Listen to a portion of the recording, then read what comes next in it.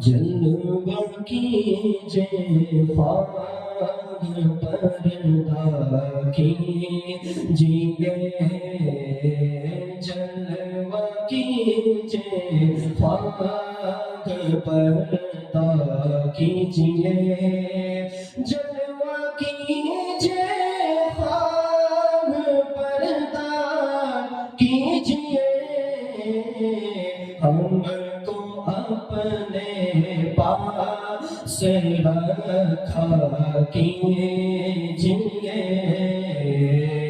ہم کو اپنے پاس رکھا کیجئے اور ان کو لانا ہے تو ایسا کیجئے ان کو لانا ہے تو ایسا کیجئے کعبہ دل کو مدینہ کیجئے کعبہ دل کو مدینہ کیجئے اور عشق کا پھر آپ دعویٰ کیجئے عشق کا پھر آپ دعویٰ کیجئے پہلے پتھر کا کلیجہ کیجئے پہلے پتھر کا کلیجہ کیجئے اور گتھیاں تقوی کی سب کھل جائے گی گتھیاں تقوی کی سب کھل جائے گی خبردار ان کے رندوں سے نہ الجھا کیجئے ان کے رندوں سے نہ الجھا کیجئے اور بعد سید ہاتھ مل کر کہہ پڑے بعد سید ہاتھ مل کر کہہ پڑے کیا نہ کیجے ہائے اب کیا کیجئے کیا نہ کیجے ہائے اب کیا کیجئے جلوہ کیجے خواہ پردہ کیجئے ہم تو اپنے پاس رکھا کیجئے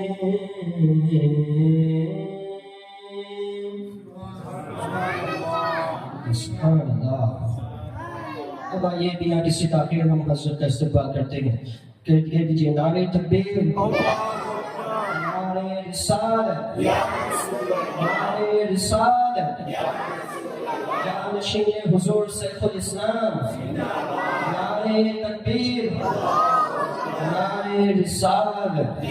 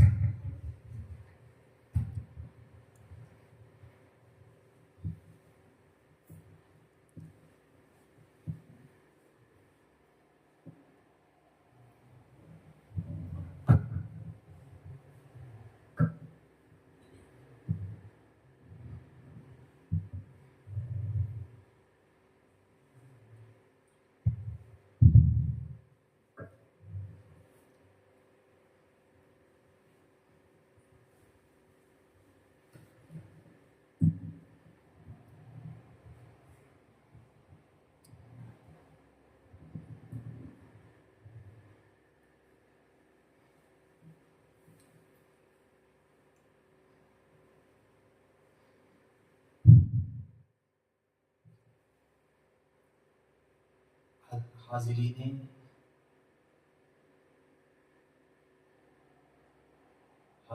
خانہ خدا،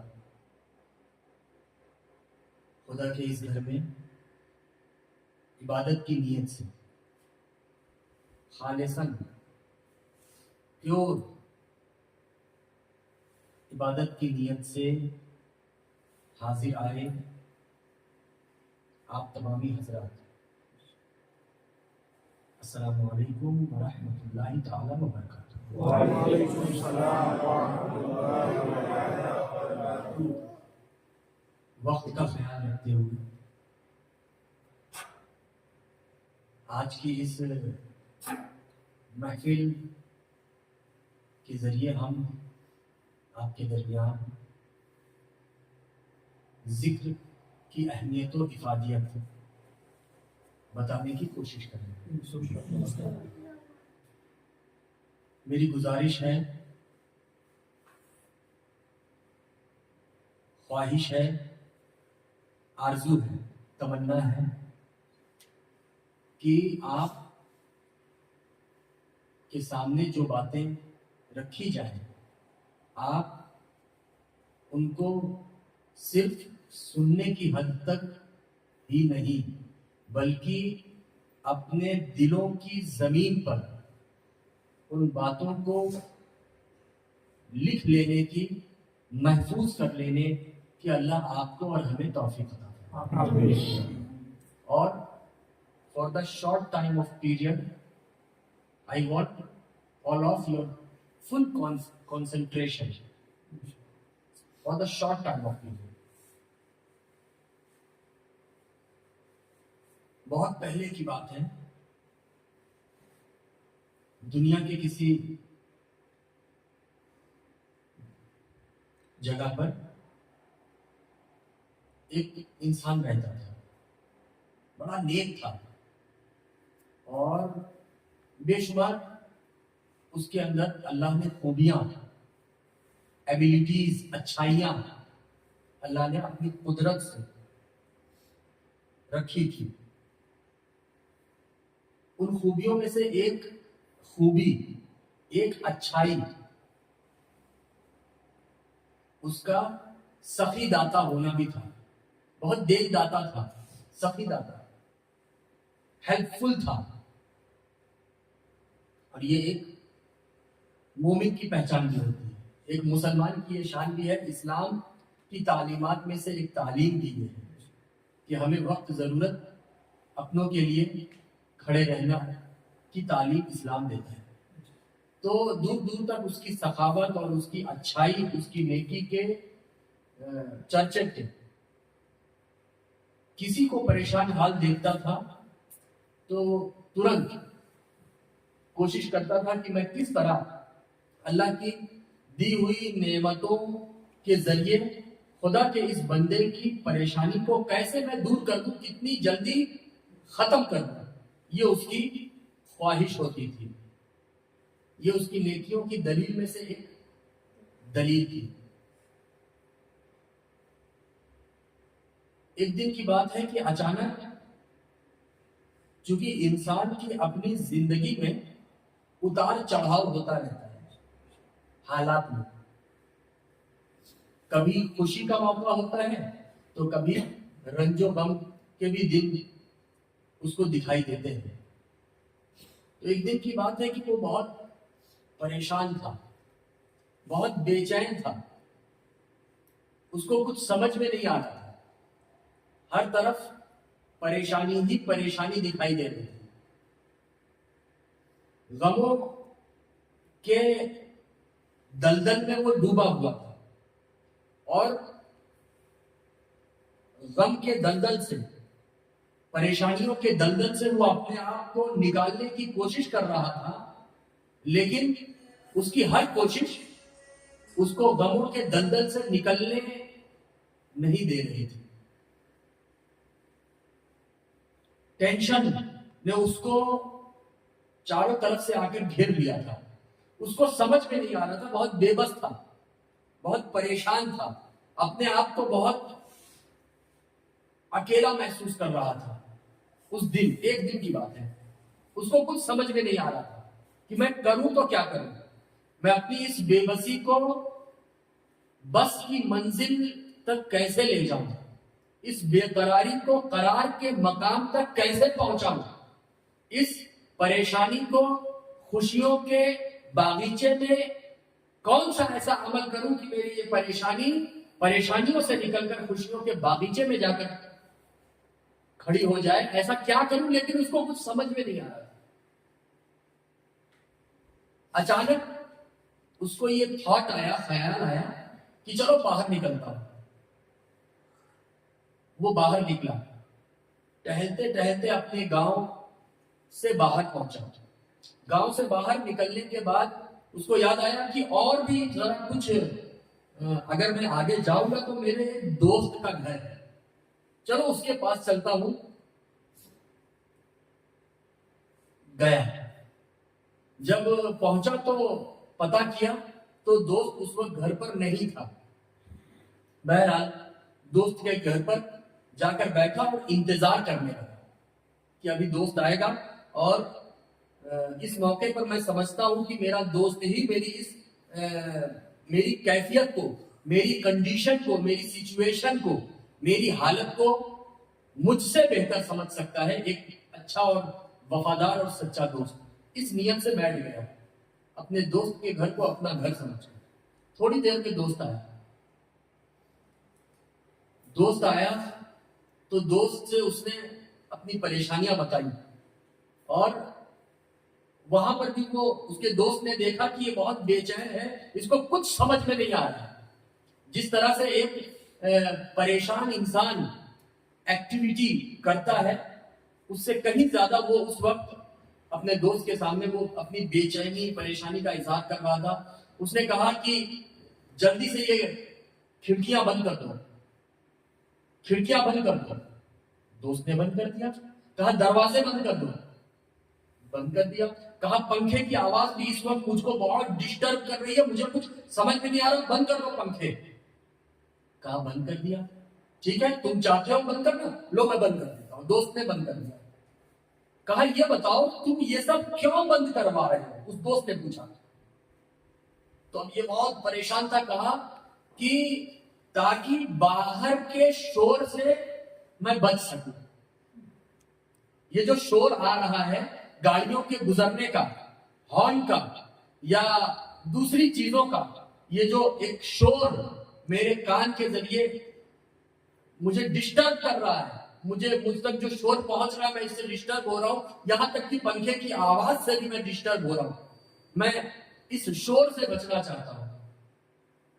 اس دوست نے ایک بہت ہی ون لائن کا, ایک اس کے دل پر اثر کرنے والا پیغام, اس کو میسج دیا اس کو کہ میرے بھائی ہماری دوستی دنیا کی نظر میں دوستی کی حد تک ہوگی, لیکن تو میرا بڑا بھائی ہے اور میں تیرا چھوٹا بھائی ہوں.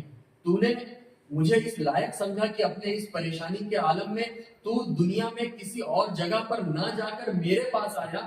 اس کا مطلب یہ ہے کہ تو مجھے اس لائق سمجھ رہا ہے. تو اس موقع پر اب اگر تو پریشان ہے تو میری دوستی کا حق یہ ہے کہ میں تجھے اس پریشانی سے باہر اگر نکال سکتا ہوں تو نکالوں. کہا میں یہی چاہتا ہوں. تو کہا اسی لیے میں یہ سب بند کروا رہا ہوں تاکہ شور سے بچ سکوں.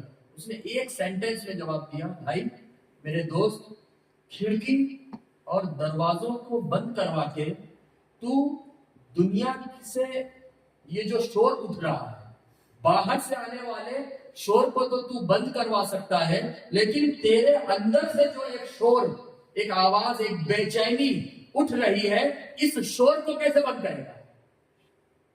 تجھے اس باہر سے آنے والے شور سے پریشانی نہیں ہے, تجھ کو اندر سے جو بے چینی اٹھ رہی ہے, تو جو ایک پریشان ہے, یہ باہر کا شور تجھے پریشان نہیں کر رہا ہے, اندر کا شور تجھے بے چین کر رہا ہے. تیرے بھیتر سے, تیرے اندر سے, تیرے ضمیر سے, تیری روح کا یہ جو آواز اٹھ رہی ہے, یہ جو شور اٹھ رہا ہے, یہ تجھ کو تکلیف دے رہا ہے, یہ تجھ کو پریشان کر رہا ہے. اس شور کو کیا تو یہ کھڑکی اور دروازوں کو بند کرنے سے کیا تیرے اندر سے اٹھنے والا شور ختم ہو جائے گا؟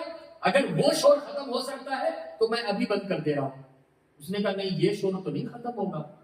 تو اس نے کہا کہ دیکھ میں تیرا سچا دوست ہوں, تجھے اندر سے اٹھنے والے شور کو ختم کرنے کی ضرورت ہے. یہ جو اندر سے ایک آواز اٹھ رہی ہے, بے چینی جو تیرے اندر سے پھوٹ رہی ہے, باہر کی بے چینی کی فکر مت کر, اندر کی بے چینی کا خیال کر, باہر کی بے چینی تو خود بخود صحیح ہو جائے گی. تو اس نے کہا یہ بتاؤ, یہ اندر سے اٹھنے والے شور کو اگر مجھے صحیح کرنا ہو, اگر اس سے اپنے آپ کو بچانا ہو, اپنے آپ کو اگر اندر سے بھیتر سے اٹھنے والی آواز سے اپنے آپ کو محفوظ کرنا ہو, دور کرنا ہو, تو کیا کرنا ہوگا؟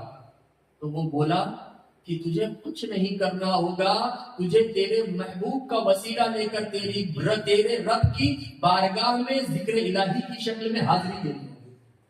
تجھے کچھ نہیں کرنا ہوگا, تو تیرے رب کا ذکر کر, تیرے محبوب کا وسیلہ لے کر, تیرے محبوب کے محبوبین کا وسیلہ لے کر. یہ باہر کا شور تو باہر کا شور, تیرے بھیتر کا جو شور ہے, اس ذکر کے طفیل, اس ذکر کے صدقے میں وہ شور, وہ تکلیف, وہ درد دور ہو جائے گا. تو اس نے کہا کہ ذکر کیوں کرتے ہیں, یہ تو بتاؤ, میں تیار ہوں کرنے کو, کیا تم مجھے ذکر کراؤ گے؟ کہا ہاں میں تجھے ذکر کراؤں گا, لیکن تو نے یہ جو سوال کر لیا ہے, اب ذکر کرانے سے پہلے میرے اوپر ایک دوست کی حیثیت سے ضروری, وہ بول رہا ہے, دوسرا جو دوست ہے وہ بول رہا ہے, ایک دوست کی حیثیت سے میرے اوپر ضروری ہو گیا کہ اب میں تجھے پہلے بتاؤں کہ ذکر کیوں کیا جاتا ہے, ذکر کی ضرورت کیا ہے, why we do ذکر, what is the real reason behind the ذکر of Almighty اللہ, کیوں کرتے ہیں ہم ذکر. یہ تو اس نے کہا کہ ہم انسان ایک گھر بناتے ہیں, گھر, مثال کے طور پر میں نے آج گھر بنایا, وہ دوست بول رہا ہے اپنے اس پریشان حال دوست سے, میں نے آج گھر بنایا, اب جس دن میں نے, جس سال میں نے گھر بنایا, وہ گھر چمکتا ہوا دکھتا ہے, وہ گھر ایک دم تر و تازہ دکھتا ہے, اس گھر میں کوئی کمی نہیں ہوتی, کہیں کریک نہیں ہوتا, کہیں کوئی ٹوٹا پھوٹا دکھتا نہیں ہے, ایک دم چمکتا رہتا ہے, شائن مارتا ہے, اٹریکشن کا پوائنٹ بنا رہتا ہے وہ گھر, نیا گھر جو آج بنا ہو. لیکن یہ بتاؤ, کیا 5 سال کے بعد بھی میرا یہ گھر جو آج بنا ہے, آنے والے فیوچر کے 5 سال کے بعد بھی میرا یہ گھر اتنا ہی خوبصورت اور اتنا ہی اٹریکٹیو بنا رہے گا جتنا کہ آج ہے؟ اس نے کہا نہیں. کہا ایسا کیوں؟ کہا ایسا اس لیے کیونکہ میں نے اس گھر کو یوز کرنا شروع کر دیا, استعمال کرنا شروع کیا. تو جیسے جیسے میں اس گھر کو یوز کروں گا, جیسے جیسے استعمال کروں گا, اس گھر کے اندر کریک بھی آئے گا, کبھی زمین پر آئے گا, تو کبھی دیوار پر, تو کبھی چھت پر آئے گا, ہے نا, کبھی پانی کا لیکیج ہوگا, کبھی ونڈو ٹوٹ جائے گی یا دروازے میں کمی آ جائے گی استعمال کرنے کی وجہ سے, ہے نا. تو اب یہ بتاؤ, کنٹینیوسلی 5 ایئرس 10 ایئرس یا 3 ایئرس اس گھر کو یوز کرنے کے بعد اس گھر کا اٹریکشن تو چلا گیا. اب 3 سال کے بعد یا 5 سال کے بعد اگر میری خواہش ہوئی یا گھر کے مالک کی خواہش ہوئی کہ میں اپنے گھر کو دوبارہ اتنا ہی اٹریکٹیو بنا دوں جتنا کہ وہ اسٹارٹنگ والے سال میں تھا جب وہ بن کر تیار ہوا تھا, تو اس کو کیا کرنا ہوگا؟ اس کو ایک انجینئر سے کانٹیکٹ کرنا ہوگا, اور انجینئر کو لا کر اپنے گھر کی وزٹ کرانی ہوگی. وہ انجینئر دیکھ کر اس گھر کی پوری مرمت کر دے گا, جہاں پر بھی جو کمی ہوگی کریک کی شکل میں یا پانی چونے کی شکل میں یا کھڑکی یا دروازوں کے ٹوٹنے کی شکل میں, جو بھی چھوٹی سے چھوٹی یا بڑی سے بڑی پرابلم ہوگی وہ انجینئر اس کو دور کر دے گا, اس پر پالش کر دے گا, اس پر پلاسٹر اور کلر کر کے وہ گھر دوبارہ 5 سال پہلے جب بنا تھا جتنا خوبصورت دکھتا تھا, آج 10 سال کے بعد دوبارہ یہ گھر اتنا ہی خوبصورت اگین دکھنے لگے گا, ہے نا. پتا کیا چلا؟ اتنی دیر کی گفتگو سے معلوم کیا ہوا؟ وہ دوست بولا, وہ بولا کہ معلوم یہ ہوا کہ ہم انسانوں کی چیزیں مسلسل استعمال کرنے کی وجہ سے, یوز کرنے کی وجہ سے ڈل ہو جاتی ہیں, پرانی ہو جاتی ہیں تو ان ڈل ہو چکی چیزوں کو، ان کمزور ہو چکی چیزوں کو، ان پرانی ہو چکی چیزوں کو ایک پروسیس کے ذریعے ہم دوبارہ نیا کر دیتے ہیں، ہے نا؟ ہم دوبارہ نیا کر دیتے ہیں، دوبارہ اٹریکٹیو کر دیتے ہیں، دوبارہ لوگوں کی نظر میں خوبصورت دکھنے والا کر دیتے ہیں، ہے نا؟ ہم انسانوں کی اسی طرح وہ بولا کہ جس طرح ہم انسانوں کی چیز یوز کرنے کی وجہ سے پرانی ہو جاتی ہے اور ایک پروسیس کا سہارا لے کر ہم دوبارہ اسے نیا کر دیتے ہیں بلا تشبیہ و تمثیل، رحمان کا بنایا ہوا یہ دل جب ہم یوز کرتے ہیں اس دنیا میں، جب اس دل کو جب ہم پیدا ہوتے ہیں، جیسے جیسے بڑے ہوتے ہیں تو پیدا ہونے والے بچے کا دل جس سے نور ایمان کی روشنی نکلا کرتی تھی، جس سے ایمان کی خوشبو نکلا کرتی تھی، پیدا ہونے والے بچے کا دل جو ایک مومن کامل کے دل کی طرح ہوا کرتا ہے، جیسے جیسے وہ بچہ بڑا ہوتا ہے وہ بچہ ذمہ دار بنتا ہے، دنیا کی الجھنوں میں اپنے آپ کو بزی کرنے لگتا ہے، دنیا کی مکاریوں میں وہ اپنے آپ کو آگے بڑھانے لگتا ہے،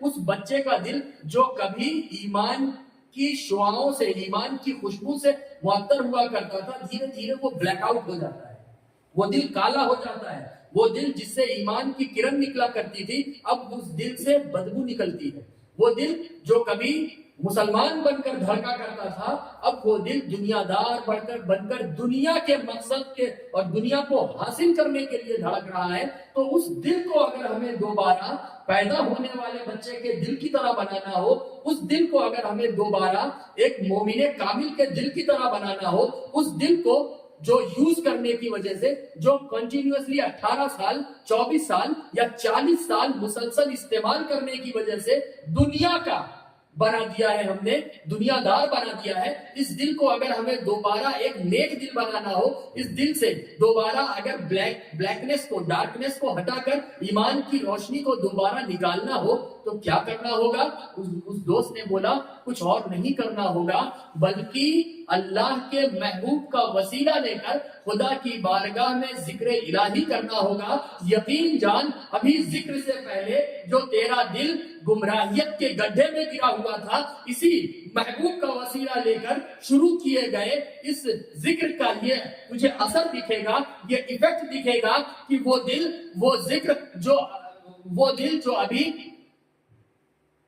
ذکر شروع کرنے سے پہلے گمراہیت کے گڈھے میں گرا ہوا تھا، وہی ذکر اب ذکر کے بعد تو دیکھے گا کہ گمراہیت کے گڈھے سے نکل کر ایمان کے باغیچے میں پہنچ چکا ہوگا، ہے نا میرے بھائیوں؟ تو یہ ہے ذکر کا پاور، یہ ہے the ذکر آف آلمائٹی اللہ کا اثر کہ انسان کا بنایا ہوا گھر یوز کرنے کی وجہ سے پرانا ہو جاتا ہے، اس کو ہم ایک پروسیس سے دوبارہ نیا بناتے ہیں۔ تو اسی طرح رحمان کا بنایا ہوا دل، یہ جب ہم اس کو یوز کرتے ہیں، جب یہ دنیا دار بن جاتا ہے تو ذکر یہ وہ پروسیس ہے، ذکر یہ وہ راستہ ہے کہ جس راستے پر چل کر، جس پروسیس کو اپنا کر ہم اپنے دل کو دوبارہ منور کر سکتے ہیں اور مومن کامل کے دل کی طرح بنا سکتے ہیں، پیدا ہونے والے بچے کے دل کی طرح صاف، شفاف اور کلین اور پیور بنا سکتے ہیں، ہے نا؟ تو اس لیے اس نے کہا کہ اب تم سمجھے، وہ جو دو دوست، بات آپ کو سمجھ میں آ رہی ہے نا؟ وہ ایک بے چین دوست تھا، پریشان تھا، اپنے دوست کے گھر گیا، اب اس نے بتایا کہ میرے بھائی باہر کی کھڑکی اور دروازوں کو مت بند کروا، باہر کے شور سے تجھے پرابلم نہیں ہے، تجھے تیرے اندر سے اٹھنے والے شور کی تکلیف ہے، اس شور کو صحیح کرنے کے لیے تجھے خدا کی بارگاہ میں آ کر ذکر کرنا ہوگا، اور ذکر کیوں کیا جاتا ہے یہ میں نے تیرے سامنے پروف کیا۔ اب اس نے پھر کہا کہ ذکر کیوں کیا یہ تو ہم نے سمجھ لیا، لیکن ذکر کریں تو کیسے کریں؟ کیونکہ کوئی بھی چیز، کوئی بھی عمل، اس کو اس کے رولز اینڈ ریگولیشن میں رہ کر اگر ہم کریں گے تو اس کا جو ریزلٹ ہمیں ملے گا، رول اینڈ ریگولیشن سے ہٹ کر اس کام کو کرنے پر وہ ریزلٹ نہیں ملے گا۔ بات صحیح ہے کہ نہیں بتائیے، ہے نا؟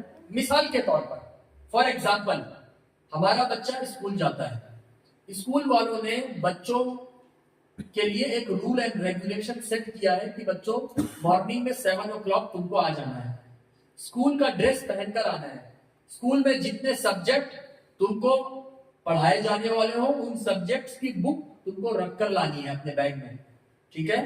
تم کو اسکول کا یونیفارم پہن کر آنا ہے, تم کو اپنے ہیئر کو کام کر کے آنا ہے, کلین ہو کر آنا ہے, نیٹ اینڈ کلین ہو کر آنا ہے. یہ ایک رول اینڈ ریگولیشن ہے اسکول والوں کی طرف سے. اب کوئی بچہ اگر مارننگ میں 7 o'clock اسکول کا ٹائم ہے, وہ بچہ اگر 10 o'clock اسکول جا رہا ہے, وہ جا تو رہا ہے اسکول, لیکن اسکول کے بنائے ہوئے قانون کو فالو نہیں کر رہا. ایمانداری سے بتائیے کیا اس کے ٹیچر یا اس کا پرنسپل یا اسکول والے کیا اس بچے سے خوش ہوں گے؟ حالانکہ وہ اسکول گیا ہے, اسکول تو گیا, لیکن اسکول نے جو قانون بنایا تھا اس قانون کو فالو کرتے ہوئے اسکول نہیں گیا. کوئی بچہ اسکول کا یونیفارم نہ پہن کر اپنے گھر کا اچھے سے اچھا قیمتی سے قیمتی کپڑا پہن کر اگر اسکول جائے, کیا اس کے ٹیچر اس سے خوش ہوں گے؟ کبھی خوش نہیں ہوں گے. کیوں؟ حالانکہ اسکول کا جو ڈریس ہوتا ہے وہ بھی ایک کپڑا ہے, اور اس کا اپنے گھر کا جو ڈریس ہے وہ بھی ایک کپڑا ہے, کپڑے دونوں ہیں, کلوتھ دونوں ہیں. لیکن اسکول والوں نے جو ایک قانون بنایا ہے اس قانون کو فالو کر کے وہ نہیں گیا ہے, اس قانون کو ڈس فالو کر کے وہ اسکول گیا, تو اسکول والے خوش نہیں ہے نا. پتا کیا چلا اس ایگزامپل سے ہمیں معلوم کیا ہوا کہ ہم انسان اپنے بنائے ہوئے اصولوں کو فالو اگر کرتے ہیں تو اس کا جو ریزلٹ ہمیں ملتا ہے, فالو نہ کرنے پر وہ ریزلٹ نہیں ملتا ہے نا. تو بلا تشبیہ بلا تمثیل جب انسان کے بنائے ہوئے رولز اینڈ ریگولیشن کو فالو کرنے پر ریزلٹ ملتا ہے اور فالو نہ کرنے پر ریزلٹ نہیں ملتا, تو رحمان کی بارگاہ میں جانے کے لیے بھی تو کچھ اصول ہوں گے, کچھ رولز اینڈ ریگولیشن ہوں گے. تو اگر ہم رحمان کی بارگاہ میں جانے کے لیے اس کے بنائے ہوئے رولز اینڈ ریگولیشن کو فالو کر کے جائیں گے تو اس کا جو ریزلٹ ملے گا, فالو کر کے نہ جانے پر کیا وہ ریزلٹ مل سکتا ہے نا میرے بھائیوں.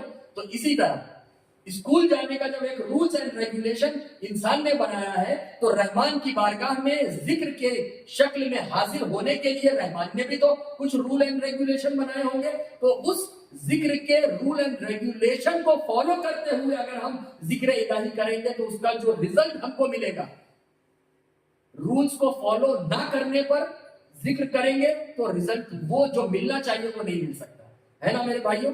تو اسی طرح آج ہم ذکر ہم کریں گے, لیکن اس کے رولز اینڈ ریگولیشن کو فالو کرتے ہوئے ہم کو ذکر کرنا ہے. مثال کے طور پر اس کے کوئی بہت ہارڈ اور ڈیفیکلٹ رول اینڈ ریگولیشن نہیں ہے, ایک دم مختصر سے. آپ کی یہاں بہت سے لوگ موجود ہیں, آپ لوگوں کی زندگی میں کچھ نہ کچھ مسائل پرابلمس ہوں گی. کسی کو اپنی فیملی کا ایشو ہوگا, کسی کو ہیلتھ کا ایشو ہوگا, ہو سکتا ہے کسی کو اس کی جاب کا ایشو ہو, کسی کے بزنس میں کوئی نہ کوئی پریشانیوں سے وہ گزر رہا ہو, جو بھی ایشو ہو ہے نا. کسی کو اپنی میرج لائف کا ایشو ہوگا, کسی کو بچوں کو لے کر کوئی ایشو ہوگا. جو بھی ایشو ہو, آپ کو صرف ایک چیز کو ذہن میں رکھیے کہ میں اپنے دل میں اور دماغ میں موجود جو میرا ایشو ہے اس کو باہر نکال کر اس وقت اپنے رسول کا وسیلہ لے کر اپنے رب کی بارگاہ میں ذکر الہی کی شکل میں حاضری دینے جا رہا ہوں, اور مولا مجھے یہ یقین ہے کہ اس ذکر کے صدقے میں میری لائف میں, میری زندگی میں جو ٹربل ہے اس ذکر کے صدقے میں وہ دور ہو جائے گا. اس یقین کے ساتھ آپ کے بزنس میں پرابلم ہے, ضرور پرابلم ہوگی, لیکن وہ پرابلم یقیناً دور ہو جائے گی. ایک بار اپنے محبوب نبی کا وسیلہ لے کر اپنے رب کی بارگاہ میں یقین کے ساتھ, ایمانداری کے ساتھ اس کا ذکر ادا کرو. اسی ذکر کا ایسا رزلٹ اور ایسا صدقہ تم کو ملے گا کہ تمہاری میرج لائف ہو, تمہارے ہیلتھ ایشو ہو, تمہارا گھر کا کوئی ایشو ہو, یا تمہارے بزنس یا تمہاری جاب کا کوئی ایشو ہو, تمہارے محبوب کے وسیلے سے شروع کیے گئے اس ذکر کے صدقے میں خدا تمہاری زندگی میں چل رہی اس پرابلم کو دور فرما دے گا. ٹھیک ہے, تو ہمیں ان تمام باتوں کا خیال رکھنا ہے, اور جب ہم یہ ذکر کریں گے تو ہماری آواز ایک دوسرے کے ساتھ چینل سے چینل ملی ہوئی ہونی چاہیے.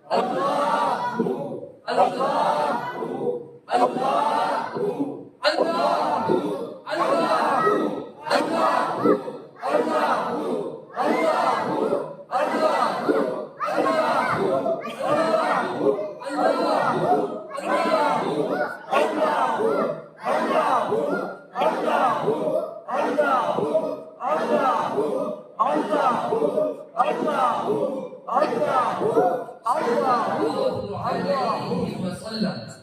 اللہ علیہ وسلم.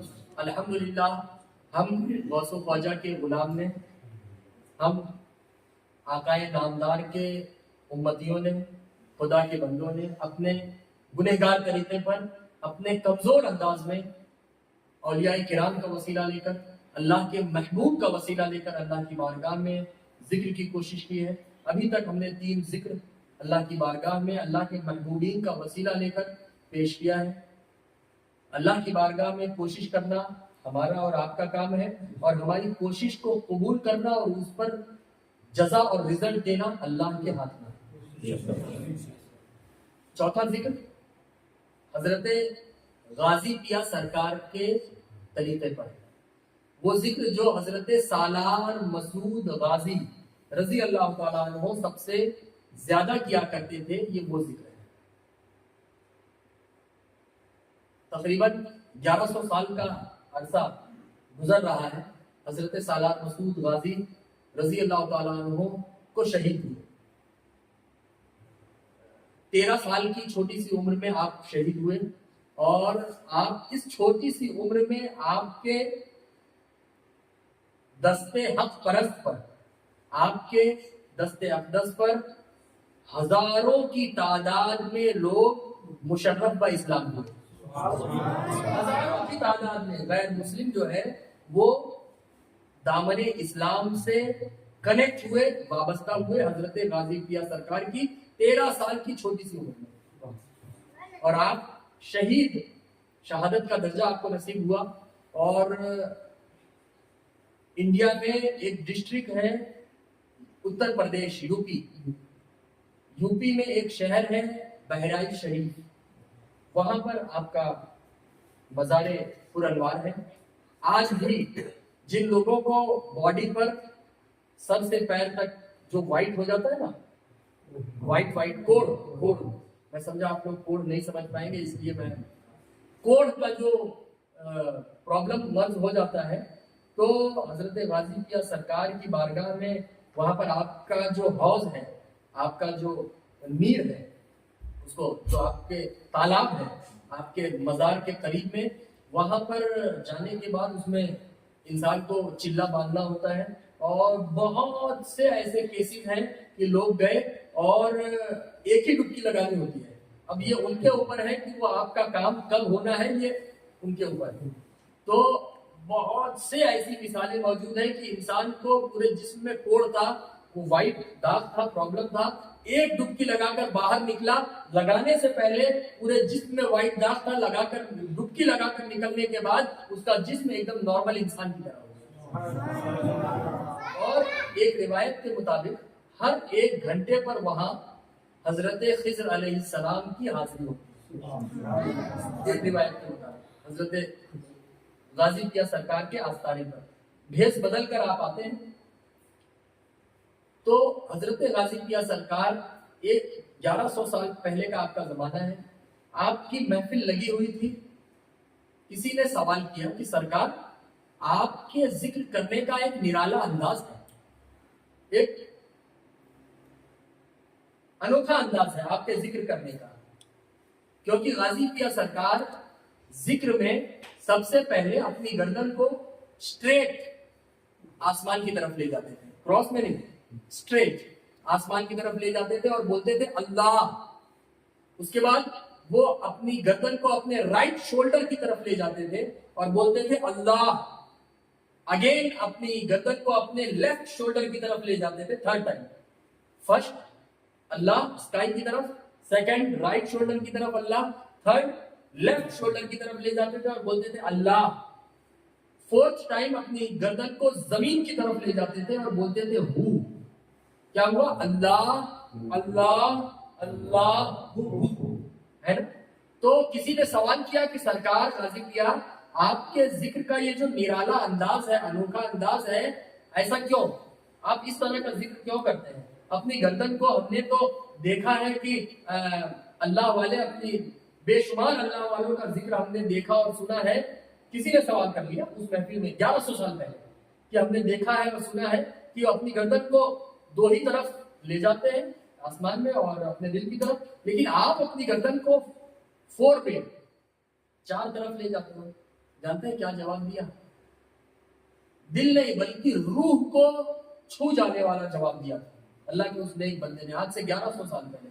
حضرت غازی پیر سرکار نے بولا کہ تیرا سوال ایک دم صحیح ہے, سوال کرنے والے سن, میرا خدا مجھے آسمان سے بھی دھوپ اور ہوا اور پانی کی شکل میں نعمت دیتا ہے, اور رائٹ اور لیفٹ سے بھی, دائیں اور بائیں سے بھی نعمت دیتا ہے, اور زمین سے بھی میرا خدا مجھے نعمت اور رزق دیتا ہے. لہذا میں ہر طرف اپنے خدا کے ہر طرف سے ملنے والی نعمت کا شکریہ, خدا کا ذکر ہر طرف کر کے ادا کرتا ہوں. خدا آسمان سے بھی نعمت دیتا ہے تو آسمان میں بھی اپنی گردن کو اٹھا کر اس کا شکر ادا کرتا ہوں. رائٹ اور لیفٹ بھی اپنی گردن کو لے جا کر اس کا ذکر کر کے اس کا شکر ادا کرتا ہوں, اور زمین کی طرف بھی اپنی گردن کو جھکا کر اس کا ذکر کر کے اس کا شکر ادا کرنے کی کوشش کرتا ہوں. تو آج ہم حضرت غازی پیر سرکار کے غلام, ان کے چاہنے ماننے والے, ان کے پسندیدہ طریقے پر ان کا ذکر کر کے اپنی غلامی کا ثبوت ان کی بارگاہ میں پیش کرنے کی کوشش کریں گے. ایک دو بار آپ ہمیں دیکھیں, پھر ہمارے ساتھ اپنی آنکھوں کو بند کر کے آواز کو چینل کے میں ملا کر, ایک ہی چینل میں اپنی وائس کو ملا کر ہمارے ساتھ شریک ہوں. یہ آخری چیز ہے. اللہ اللہ اللہ ہو, اللہ اللہ اللہ ہو, اللہ اللہ اللہ ہو, اللہ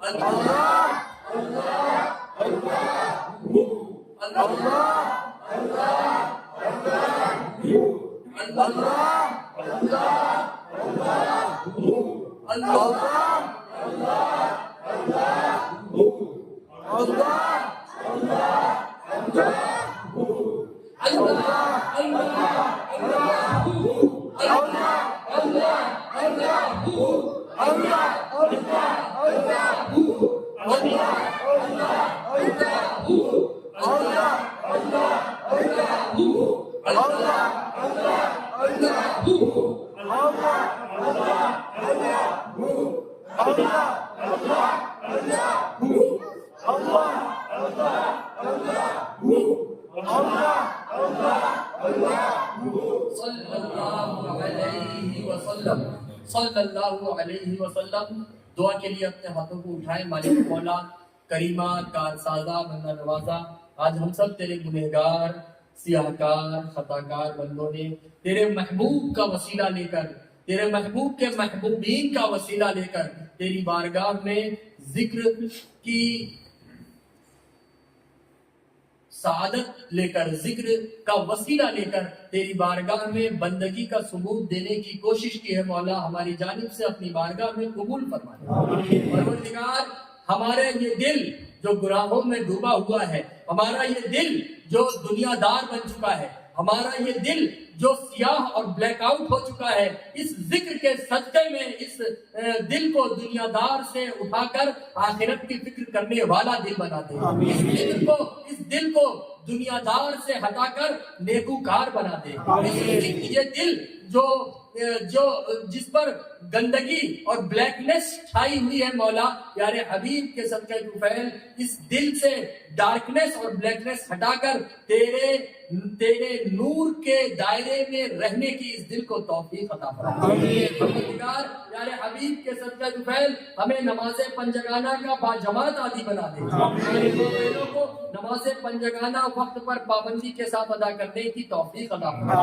ہمیں برائیوں سے دور رہنے رہنے والا بنا، زیادہ سے زیادہ اچھے کام کرنے کی توفیق عطا فرما، خصوص ہمیں اپنے چھوٹوں پر شفقت اور بڑوں کی عزت کرنے والا بنا، یار ہمیں اپنے ماں باپ کا مطیع و فرما بردار بنا۔ مولا آج اہل فلسطین پر جو ظلم و ستم کے پہاڑ ڈھائے جا رہے ہیں، تو رحیم ہے، رحم فرما دے۔ مولا اہل فلسطین میں جن جن کا انتقال ہوا ہے انہیں جنت الفردوس میں اعلیٰ سے اعلیٰ مقام عطا فرما، ان کی مغفرت فرما، ان کے گھر والوں کو صبر کی توفیق و تلقین عطا فرما۔ مولا پیارے حبیب کے صدقے پوری دنیا سے سرزمین فلسطین پر تیرے جن جن بندے اور بندیوں نے امداد اور ہیلپ پہنچائی ہے، اس ہیلپ پہنچانے کے صدقے ان کی لائف میں جو ٹربل، جو پریشانیاں، جو دشواریاں ہوں مولا، وہ ان کی ہیلتھ ایشو کو لے کر ہو، یا ان کی میرج لائف کو لے کر ہو، یا ان کی فیملی لائف کو لے کر ہو، یا ان کی جاب یا ان کے بزنس کو لے کر ہو، ان تمام تر پریشانیوں کو سرزمین فلسطین پر پہنچائی گئی امداد کے صدقے میں دور فرما دے۔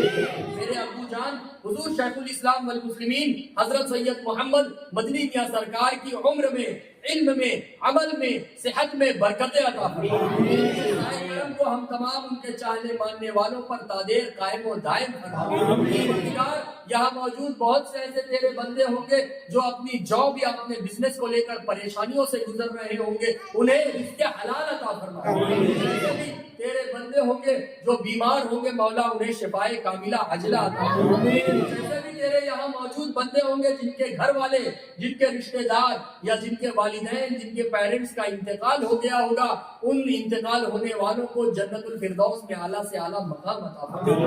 ہمارے اس علاقے میں، اس شہر میں اہل سنت والجماعت کا تا قیام قیامت پرچم لہراتا رہے، ایسی توفیق عطا فرما۔ اہل سنت والجماعت پر ہمیں مضبوطی سے قائم رہ کر اس علاقے میں زندگی گزارنے کی توفیق عطا فرما۔ یہاں کے جتنے بھی بڑے ہیں، ان بڑوں کو اپنے بچوں کو اچھی سے اچھی دنیاوی دینی دونوں ایجوکیشن اور تربیت دینے کا سلیقہ عطا فرما۔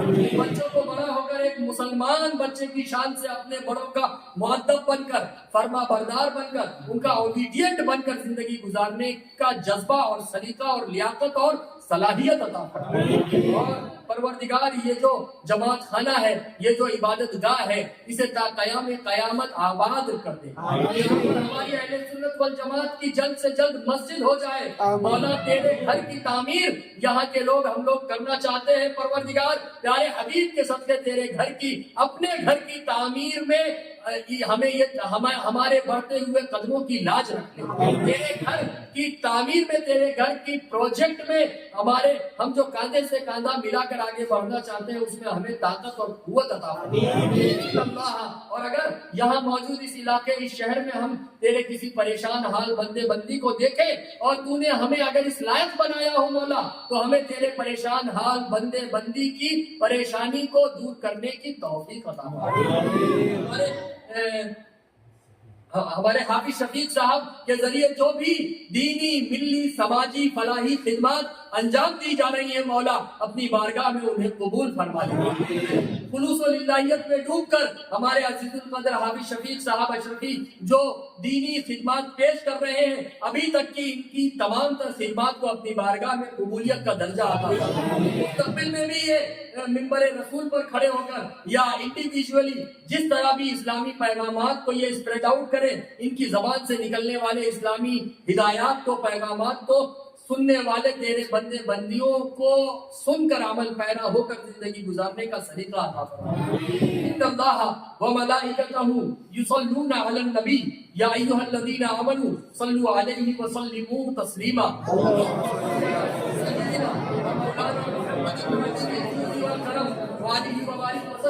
صلاۃ و سلام علیک یا رسول اللہ صلی اللہ علیہ وسلم۔ اور بالخصوص مولا ہماری اپنی تنظیم مظہر اسلام اکیڈمی کے ذریعے ابھی تک جو بھی دینی، ملی، سماجی، فلاحی خدمات انجام دیے گئے ہیں، جو بھی کوششیں کی گئی ہیں، انہیں اپنی بارگاہ میں قبول فرما لے۔ ہمارے مولانا زید اشرفی حضور شیخ الاسلام کے مرید و خلیفہ نے ہمارے ساتھ مل کر مظہر اسلام اکیڈمی کو جو اس مقام تک پہنچایا ہے، پروردگار پیارے حبیب کے صدقہ فیل آگے کے جو بھی ہمارے ارادے ہوں، جو منصوبے ہوں، مظہر اسلام اکیڈمی کو لے کر جلد سے جلد ہمارے قدموں میں، ہمارے کاندھوں میں وہ طاقت، وہ قوت، وہ صلاحیت، وہ لیاقت، وہ ایبیلٹیز عطا فرما دے مولا کہ مظہر اسلام اکیڈمی کو جو فیوچر ہم نے دیکھا ہے جلد سے جلد اس مقام تک پہنچانے کی ہمارے قدموں اور کاندھوں میں صلاحیت اور طاقت عطا فرما دے۔ جتنے بھی لوگ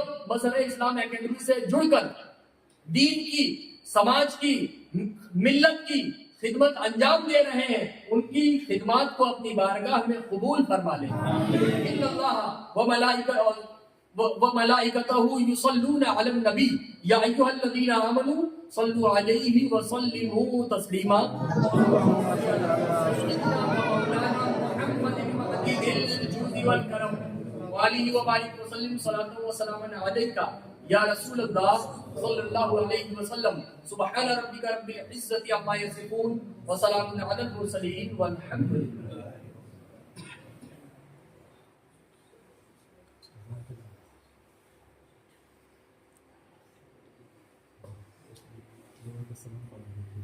جی